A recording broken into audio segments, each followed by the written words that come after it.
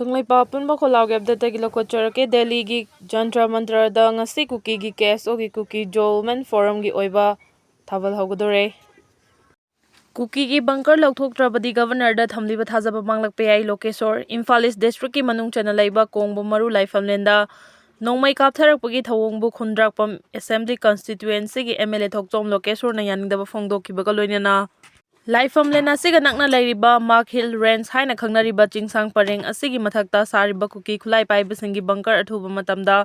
Lwthoktrabadi governor da miyam thamliba Thajaba Manglkpa haina MLA asina thamlakli ngase ayukthokiba nongmai kaptharakpagi thawong adugi matangda MLA asina thadorakpa video release amada makna hai ina lining yokhatnaba hotnaduna lakhiba aramba chengol yauna khunja kayana maramdam kanjanaba pairamba khusukhulai sing India lengakta thajaba thamduna sinakhraba matungda sigumba thawong chatharakpa sida akanba miyeng changpham thoi karigumba ehenba miyeng changduna niyom chingthakta